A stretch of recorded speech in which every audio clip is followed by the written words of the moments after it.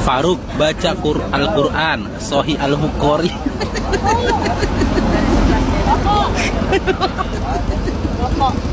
Dari mana lagi abang ini dapat Al-Quran Sahih Bukhari we?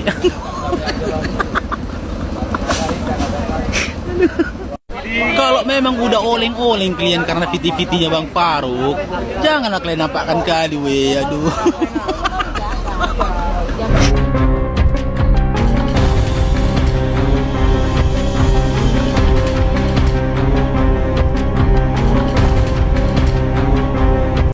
Assalamualaikum warahmatullahi wabarakatuh. Sahabat beriman, berjumpa kembali di Bintang Mu'alaf Channel. Mudah-mudahan kita semua selalu sehat walafiat di dalam lindungan Allah Subhanahu wa ta'ala. Sahabat, kesempatan kali ini saya menemukan sebuah video yang sangat lucu, sangat menarik tentunya ya. Ada seorang Kristen yang berkomentar di VT Bang Faruk Sianipar, yang notabene Bang Faruk ini adalah seorang mu'alaf ya. Bang Faruk disuruhnya membaca Al-Quran Sahih Bukhari katanya. Ya, Al-Quran Sahih Bukhari. Mana ada Al-Quran Sahih Bukhari. Kalau sudah songong ya songong saja, tidak perlu dipamer-pamerkan. Nah sahabat, bagaimanakah komentar dari Bang Faruk menanggapi sebuah kebodohan dari seorang Kristen yang berkomentar di VT-nya? Mari kita simak videonya. Faruk baca Al-Quran Sahih Al-Bukhari.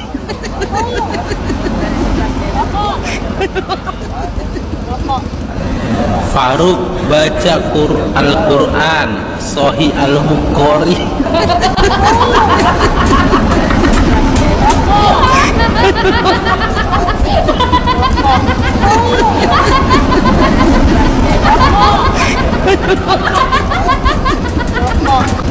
Dari mana lagi abang ini dapat Al-Quran Sahih Bukhari we?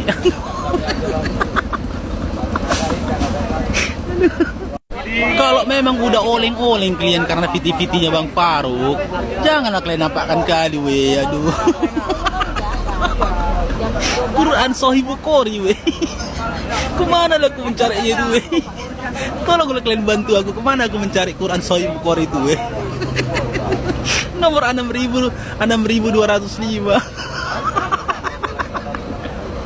Makin kemari ya, yang komen di VT Bang Faruk ini ya orang-orang halu, orang-orang yang ngaku-ngaku sakti. Bahkan makin kemari makin lawak-lawak yang komentar di VT Bang Faruk we. Aduh.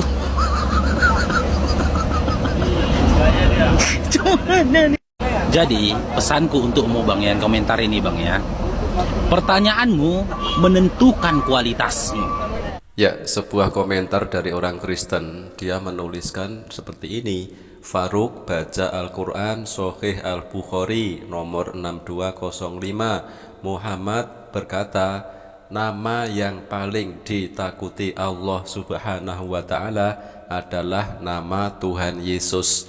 Tetapi komentar dari Kristen songong, Kristen oleng ini hanya cukup ditertawakan saja oleh Bang Faruk Sianipar, yang notabene adalah seorang mu'alaf ini ya. Ini jelas komentar dari Kristen yang songong, yang pamer kebodohan. Dan lagian dia berusaha untuk mengemis dalil di dalam hadis, di dalam Al-Quran untuk mendukung ketuhanan Yesus, yang mana sebagian besar umat Kristen ya, mayoritas bahkan, itu tidak mengakui bahwa Isa adalah Yesus. Mereka selalu mengatakan Yesus bukan Isa, Isa bukan Yesus. Tetapi ironis, ketika mereka tidak mampu menunjukkan dalil ketuhanan Yesus di dalam Bible mereka, mereka mengemis dalil di dalam Al-Quran untuk mendukung ketuhanan Yesus. Mereka mencomot ayat di dalam Al-Quran dan juga hadis-hadis di dalam agama Islam. Ini sungguh sangat ironis sekali. Ya, mereka sudah mentok atau tidak mampu menunjukkan dalil ketuhanan Yesus di dalam Bible. Lalu akhirnya mereka ngemis dalil ayat Al-Quran untuk mendukung ketuhanan Yesus ya. Ini adalah sebuah standar ganda, tetapi menunjukkan kebodohan yang luar biasa dari seorang Kristen tersebut ya. Di dalam Matius 13 nomor 57, lalu mereka kecewa dan menolak dia, maka Yesus berkata kepada mereka, Seorang nabi dihormati di mana-mana kecuali di tempat asalnya sendiri dan di rumahnya. Matius 21 nomor 11 dan nomor 46, Markus 6 nomor 4 dan 15, Markus 14 nomor 65, Lukas 4 nomor 24, Lukas 3 nomor 33, Yohanes 4 nomor 44, Yohanes 9 nomor 17, Yohanes 7 nomor 40 dan 52. Dalam Bible, Yesus saja mengaku dengan jujur bahwa dia hanyalah seorang nabi. Semua umat Islam dimanapun mereka berada menjadikan Yesus sebagai seorang nabi saja. Tetapi anehnya, semua umat Kristen tidak mau menjadikan Yesus sebagai nabi. Bahkan mereka menjadikan Yesus sebagai Tuhan mereka. Padahal ayat-ayat yang mengatakan Yesus itu Tuhan sangatlah lemah sekali, karena sebagian besar hanyalah berupa kesaksian dalam surat kiriman Paulus kepada jemaatnya. Di beberapa tempat ini juga membuktikan bahwa umat Islamlah yang mengikuti perkataan dan kesaksian Yesus akan dirinya sebagai seorang nabi. Di dalam Al-Quran sangat jelas bahwa Nabi Isa hanyalah seorang hamba Allah, seorang utusan Allah, atau seorang nabi Allah atau Rasul Allah. Di dalam Quran surat Ali Imran ayat 48, dan dia mengajarkan kepadanya kitab, hikmah, Taurat dan Injil, ayat 49, dan menjadi Rasul kepada Bani Israel. Dan dia, Nabi Isa, tidak lain hanya seorang hamba yang telah kami beri karunia atasnya, dan kami menjadikannya sebagai teladan bagi Bani Israel. Quran surat 43 atau Az-Zukhruf ayat 59. Ini juga membuktikan bahwa umat Islamlah yang mengikuti perkataan dan kesaksian Yesus akan dirinya sebagai seorang nabi. Di dalam Injil Yohanes tertulis bahwa Yesus mengajarkan 2 kalimat syahadat.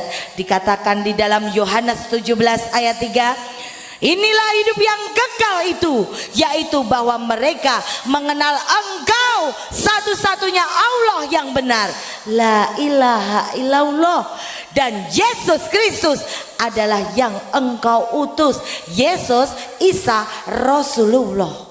Ini kalimat syahadat pada zaman Isa. Dikatakan la ilaha illallah, Engkau satu-satunya Allah yang benar, dan Yesus Kristus adalah utusannya. Ya teman-teman, kesaksian dari seorang wanita mu'alaf mantan misionaris juga mengatakan bahwa ternyata di dalam Bible kepunyaan umat Kristen, Yesus juga bersyahadat. Yohanes 17 nomor 3, inilah hidup yang kekal itu, yaitu bahwa mereka mengenal Engkau satu-satunya Allah yang benar, dan mengenal Yesus Kristus yang telah Engkau utus. Ayat tersebut sangat jelas sekali kalau diartikan di dalam bahasa Arab. Artinya adalah la ilaha illallah, Isa Rasulullah. Tidak ada Tuhan selain Allah, Isa utusan Allah.